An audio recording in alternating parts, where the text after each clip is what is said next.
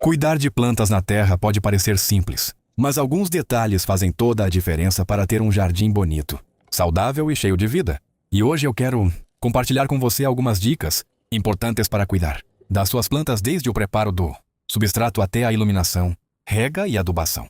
Vamos começar pelo substrato, porque uma planta saudável começa por uma boa terra. Evite usar somente terra comum e compactada. As raízes precisam de espaço para respirar e também precisam conseguir receber água sem ficar encharcadas. Uma boa mistura pode ter terra vegetal, matéria orgânica e algum material que ajude na drenagem, como areia grossa, perlita ou casca de pinus. A proporção pode variar de acordo com a planta, porque cada espécie tem uma necessidade diferente. Plantas que gostam de umidade podem receber um substrato que retenha um pouco mais de água.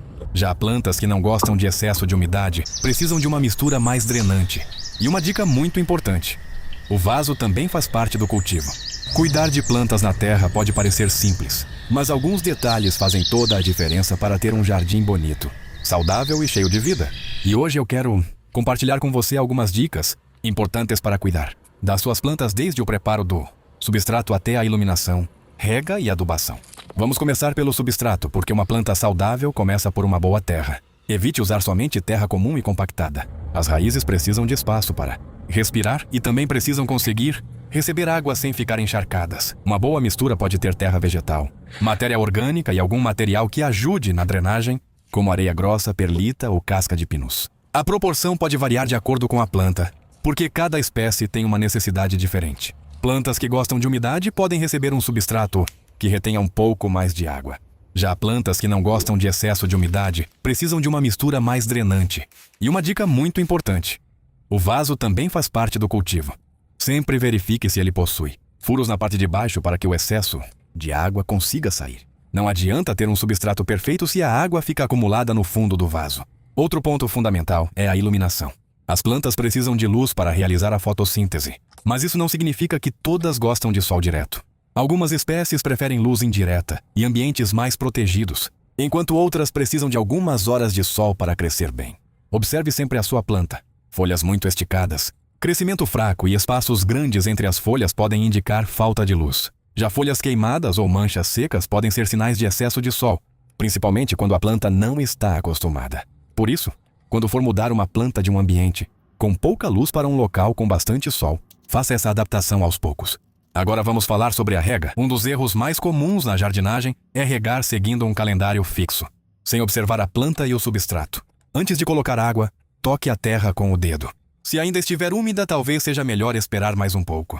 Quando for regar, procure molhar bem o substrato até que um pouco de água comece a sair pelos furos do vaso. Depois descarte a água que ficar acumulada no pratinho. Lembre-se, excesso de água também pode matar uma planta. As raízes precisam de água, mas também precisam de oxigênio. Quando o substrato permanece encharcado por muito tempo, as raízes podem sofrer e até apodrecer. E chegamos a outro assunto muito importante: a adubação. A planta retira nutrientes do solo para crescer, produzir folhas, flores e novas raízes. Com o tempo, esses nutrientes vão diminuindo, crescimento principalmente em queda de folhas. Por isso, a adubação é importante para manter a planta nutrida. Você pode utilizar adubos orgânicos, fertilizantes líquidos ou fertilizantes de liberação lenta, sempre respeitando a indicação do produto e a necessidade da espécie. E aqui vai uma regra de ouro: mais adubo não significa mais crescimento. O excesso de fertilizante pode prejudicar as raízes e até queimar a planta. É muito melhor adubar corretamente e com regularidade do que exagerar na quantidade. Também é importante observar as folhas. Folhas amareladas, manchas, pontas secas, crescimento lento ou queda de folhas podem indicar diferentes problemas. Pode ser excesso ou falta de água, pouca luz, falta de nutrientes, ataque de pragas ou até problemas nas raízes. Por isso, antes de tentar corrigir o problema, observe a planta e tente descobrir a causa. A limpeza também ajuda muito.